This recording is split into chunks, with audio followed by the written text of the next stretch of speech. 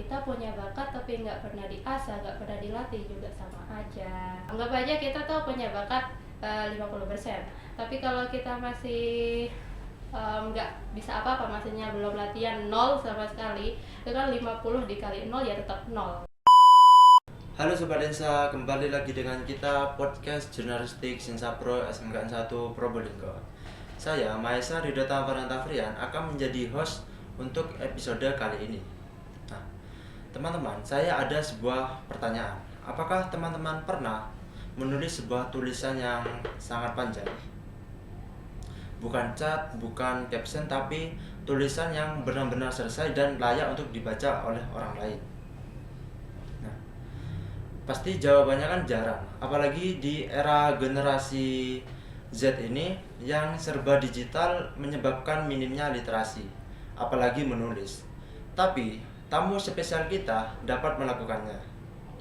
Bahkan karyanya aja sudah ada di toko buku, hingga diperjualbelikan sampai ratusan hingga 1000 es lempar. Dan ini dialah tamu spesial kita. Halo Jian. Halo teman-teman. Halo Jian, selamat datang di podcast Jurnalistik Sinsa Pro. Ya, halo. Sebelum kita ngobrol lebih jauh nih, boleh dong perkenalan dulu kepada pendengar. Kan pendengar ini kan nggak hanya ada di sekolah kita aja, tapi di luar sekolah.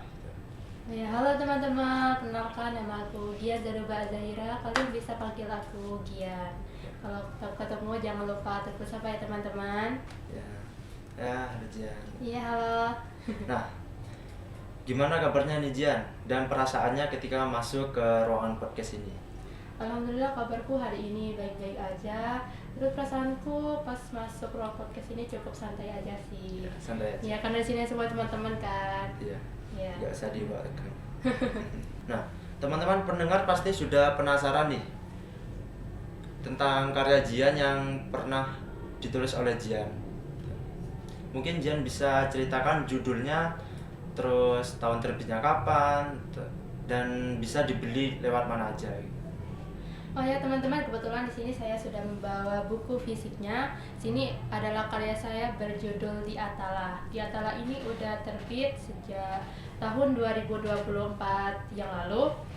Sini kita bisa temui buku Di Atala di Gramedia terdekat kesayangan Anda, juga bisa beli lewat toko online lainnya. Dengan kata kunci Di Atala kalian bisa menemukan buku Di Atala. Baru 2 tahun yang lalu ya? Iya. Masih baru lah ya? Iya, terhitung masih baru lah. Teman-teman juga bisa beli lewat online di Shopee atau Lazada gitu, karena banyak toko-toko online. Nah, jika ingin membelinya langsung bisa di toko Gramedia. Betul. Selanjutnya aja. Mungkin bisa ceritakan sedikit dari isi buku Di Atala ini. Ya, di sini izinkan saya baca blurb dari Di Atala. Sini ada, apakah kalian percaya dengan sejarah yang selama ini kita pelajari di sekolah? Bagaimana jika negara kita pernah menjadi salah satu pusat peradaban maju jauh di masa lalu? Sarah Iris Agatha yang merupakan karakter utamanya, seorang siswi SMA Megalita, tanpa sengaja mengungkap sejarah Nusantara yang disembunyikan oleh elit global yang menimbulkan konflik besar di media sosial. Beragam pro dan kontra yang timbul kemudian mengantarkan bertemu dengan Juan Kanigara, seorang siswa cerdas di SMA Megalita lulusan tahun 2017 yang menjadi kunci terungkapnya sejarah.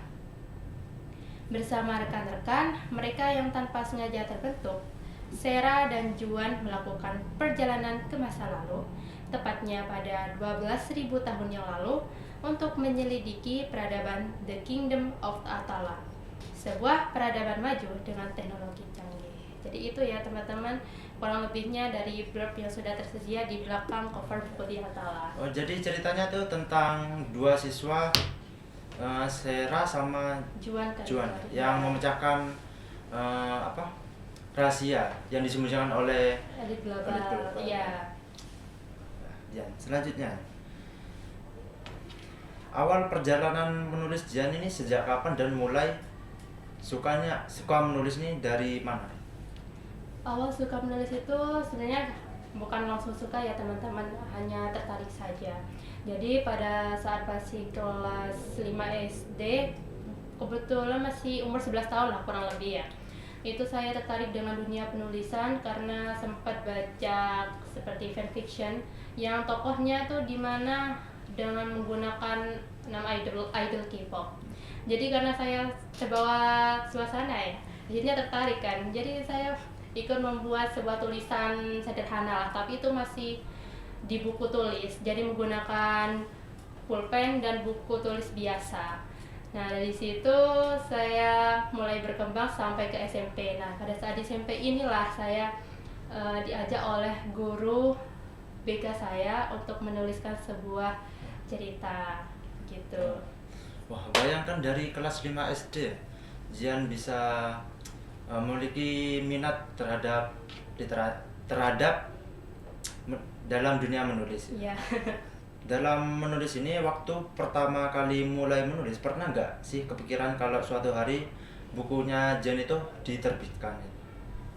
Pasti nggak kepikiran ya, apalagi kalau misalkan nulis itu cuma sebagai meluapkan perasaan aja buat curhatan ke suatu yang paling kita tuh percaya. Kalau curhat ke orang lain kan yang bikin kita tuh ragu sama orang lain, takutnya kebongkar kemana-mana. Tapi untuk ketulisan kan bisa apa ya, dibaca sendiri dan cuma hanya kita yang tahu.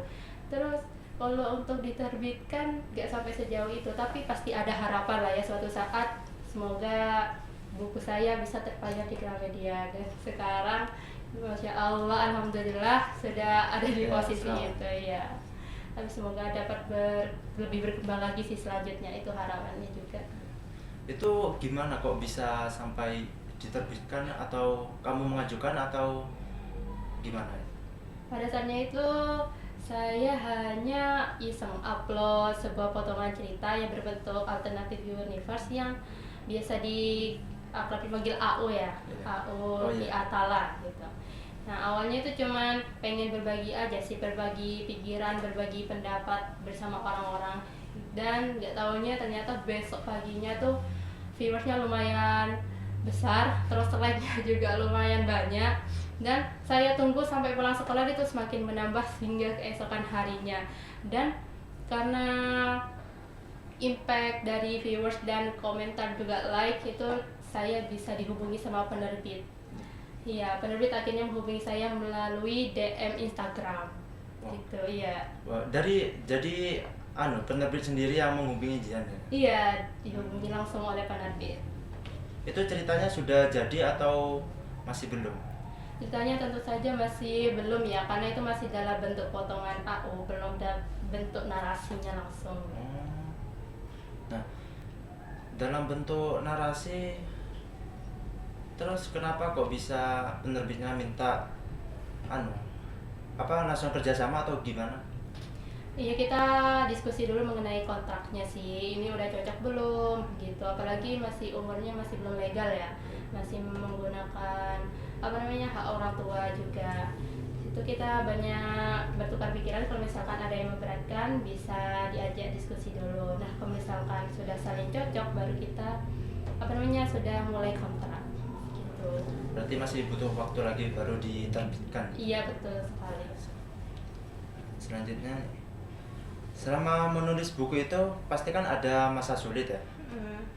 Pernah nggak sih merasa stuck atau bahkan ingin menyerah? Biasanya kamu itu mengatasinya, caranya gimana? Wah, kalau ngerasa stuck itu pasti iya banget ya. Sebagai seorang penulis pasti ada kayak posisi dimana kita tuh terkenal writer blocks gitu. Nah cara mengatasinya sih kita berhenti dulu, maksudnya kayak tenangin diri dulu, coba cari inspirasi yang lain, terus berusaha mencari inspirasi melalui misalkan film, baca buku, atau bahkan mendengarkan musik yang bisa membuat otak kita tuh refresh dulu, yang biasanya relate sih, dan dibawa santai aja biar otak kita tuh jangan disuruh bekerja dulu, biar dibawa santai aja sih dulu. Nah, itu mungkin saran dari Jian ketika kita stuck dalam menulis, mungkin bisa mendengar musik atau menonton video gitu. Biar ada referensi ya. Iya, butuh healing juga kan. Ya betul. Nah, Untuk pengembangan diri, menurut Jian ini dalam menulis itu lebih penting bakat atau latihan? Yang menurut saya ya, yang lebih penting itu adalah latihan sih. Kalau kita punya bakat tapi nggak pernah diasah, nggak pernah dilatih juga sama aja. Oh iya. Gitu. Anggap aja kita tuh punya bakat 50%. Tapi kalau kita masih nggak bisa apa-apa, maksudnya belum latihan, nol sama sekali, itu kan 50 dikali nol ya tetap nol. Gitu. Iya. Kalau misalkan kita setiap hari dilatih 1%, 2% setiap hari, kan 50 dikali 2% kan bisa menambah gitu. Setidaknya ada peningkatan gitu, ada Ya, perkembangan ada setiap harinya peningkatan. ya. Latihan. Meskipun bakat kita dari lahir itu bagus, tapi kalau nggak dilatih sia-sia. Iya, betul. Nggak ada perkembangan sama sekali. Mm-mm. Nah, kebiasaan apa sih yang paling membantu kamu berkembang sampai di titik ini? Kebiasaan ini sih, suka membaca. Oh, Pasti membaca. yang membaca ya. Suka Kita baca. tuh juga penulis juga butuh literasi nih, gak asal nulis juga. Iya. Terus kepo juga sih, penasaran. Jadi kita tuh mudah penasaran sama apa ya, hal baru. Misalkan mencari hal baru itu bisa menjadikan referensi menulis juga. Jadi setiap hari misalkan ada hal baru, saya langsung mencatat gitu, biar jadikan suatu hari nanti bisa dikembangkan lagi. Itu sih kebiasaan. Jadi sebagai penulis itu kan nggak jauh dalam yang namanya literasi. Iya, betul. Sangat butuh sekali. Iya, betul sekali dong. Kita Percuma tuh- kalau kan dari mana referensi kalau nggak ada dari membaca. Gitu. Iya, betul banget. Nah, untuk pendengar banyak nih teman-teman yang mungkin ingin menulis tapi masih ragu, apa tips dari Jian untuk buat mereka supaya berani untuk menulis? Ya, mulai menulis itu dari hal-hal kecil dulu, misalkan kayak pengalaman hidup atau enggak kisah percintaan kalian, nggak usah jauh-jauh ke yang lain dulu. Kalian menulis dengan bahasa kalian sendiri aja dulu, nggak apa-apa. Yang penting kalian senang dengan tulisan itu, kalian tidak merasa terbebani gitu. Yang penting apa ya, kalian enjoy aja sama tulisan kalian. Gitu. Pasti pengalaman hidup itu paling relate sih, makanya kayak kita pas nulis lancar-lancar aja. Tips dari aku sih itu. Jadi untuk mulai menulis tuh kita bisa menulis dari pengalaman hidup kita karena kan Iya. pengalaman hidup itu gampang menulisnya Iya, dalam menulis ketika menulis skripsinya itu. Iya, betul banget. Nah, rencana untuk kedepannya dengar-dengar ini Jian pernah